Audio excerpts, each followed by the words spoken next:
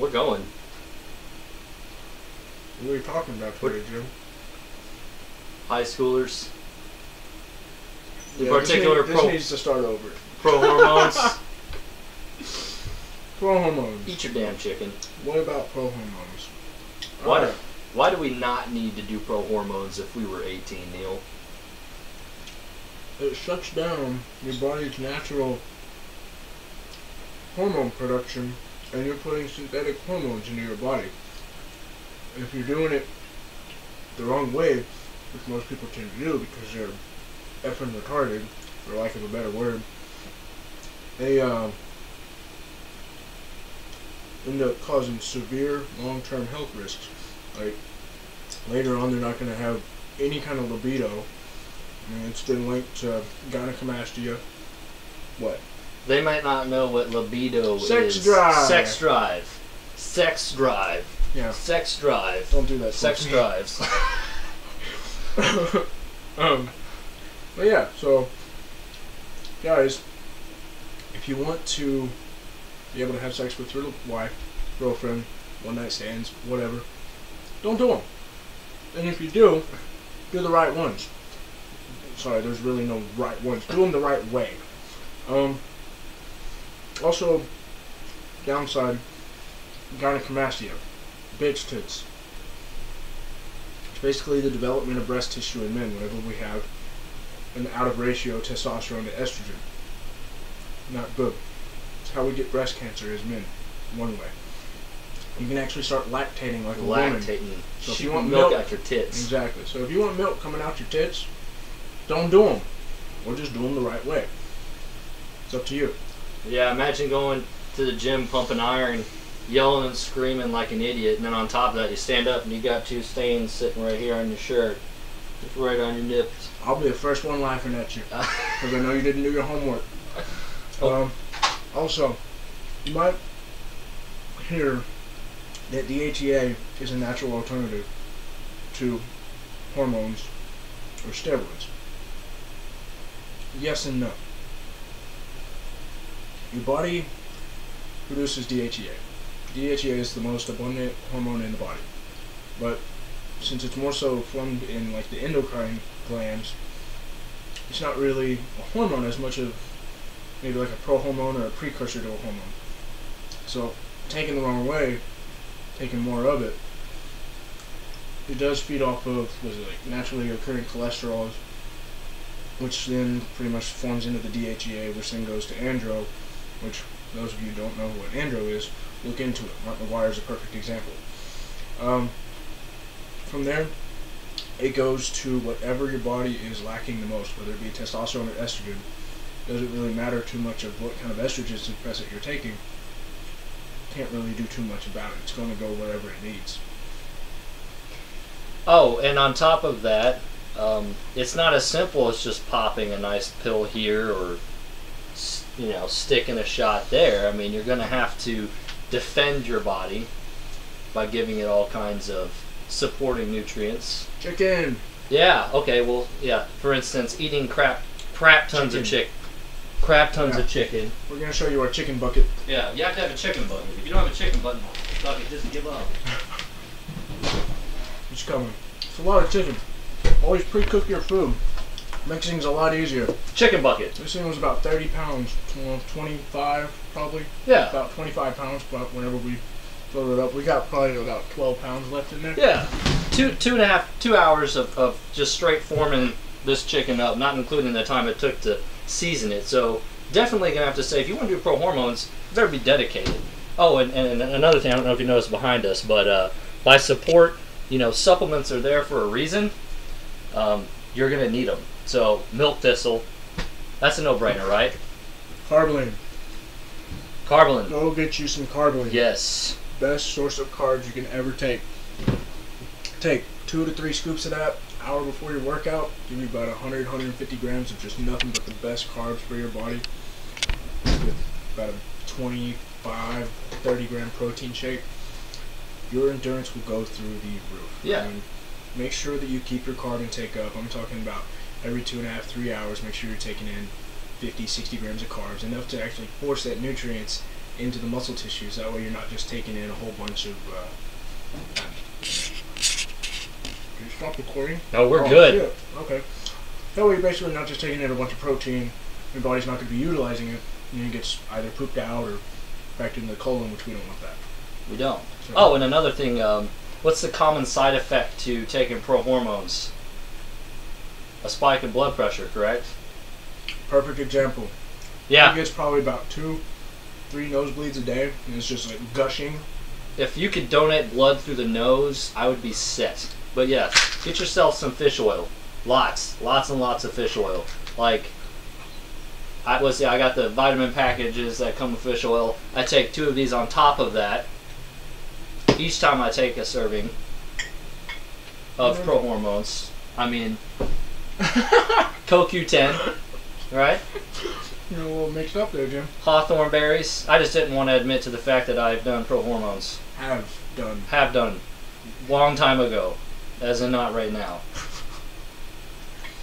I just have a massive appetite because it's who I am.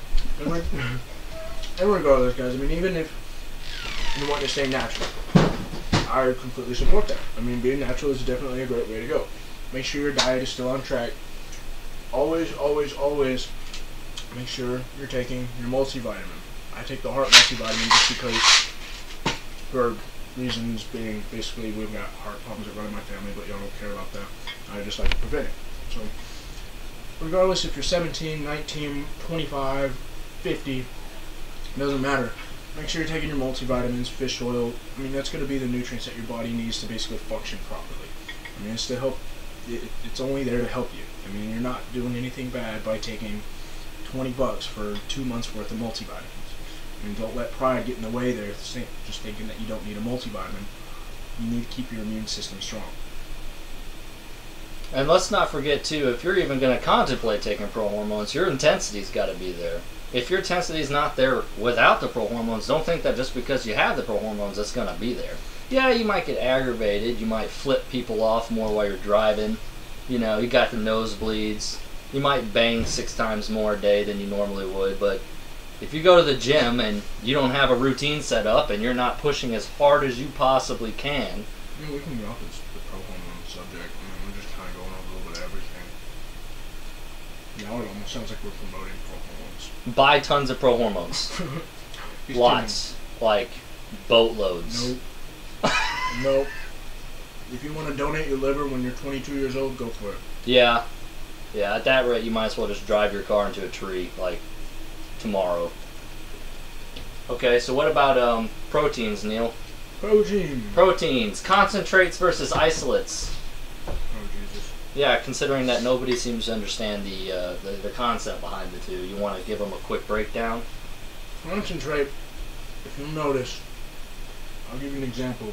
Well, don't really have too many concentrates in here. I'm not a big fan. Closest thing I got to it, this way. Gold standard, 100% whey. Good protein. I mean, it's based off of a whey isolate, but it does have your concentrates in there.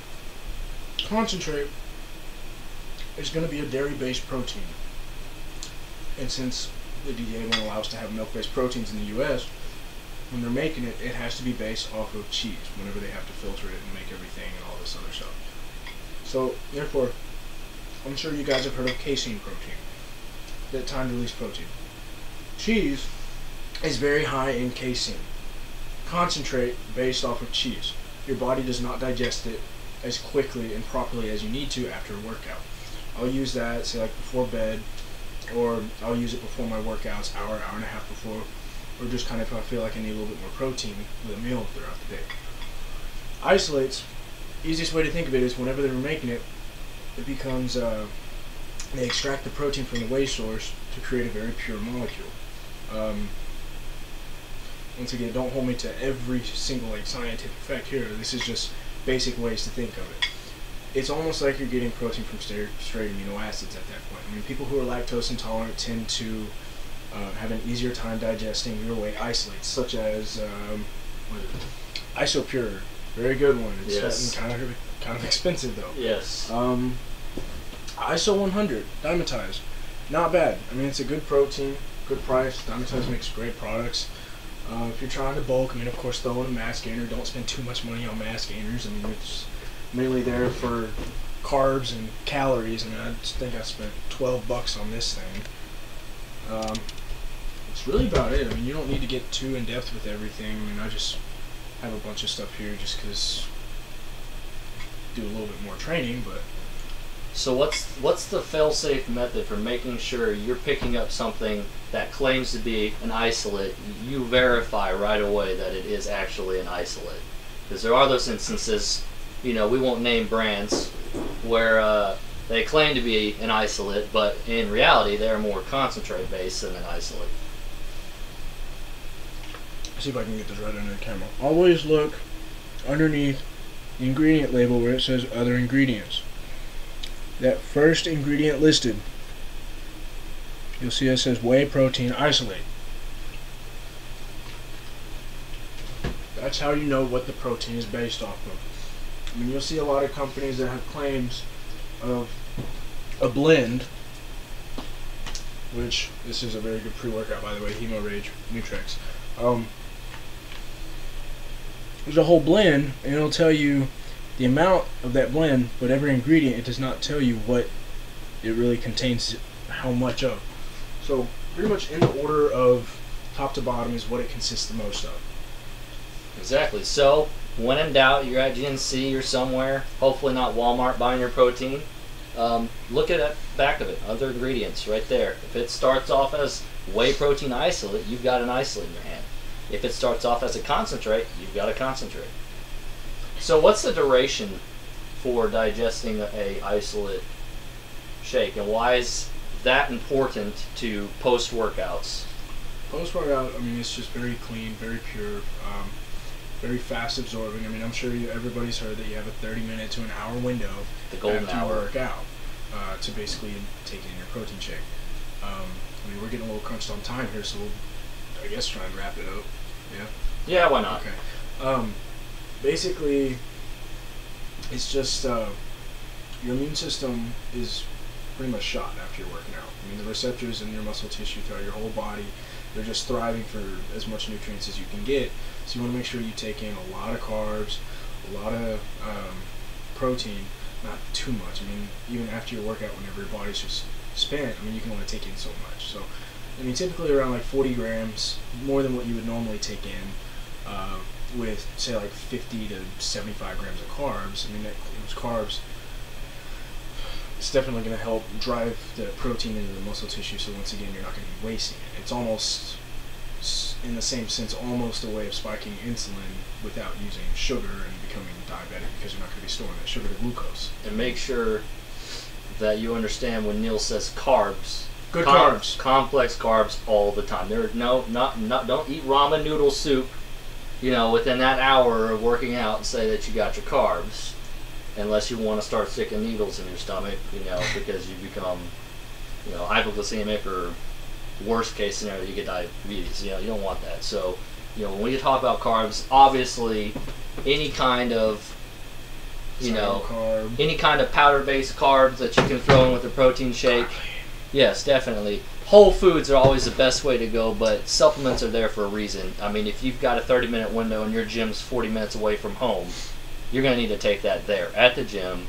You might as well buy yourself some kind of powder-based carb supplement with your protein. Down it, you're good to go. Glycogen stores are filled, ready for tomorrow. Yeah, ready to kick ass tomorrow. So, and of course, if you get home, greens, it's a great source of good carbs.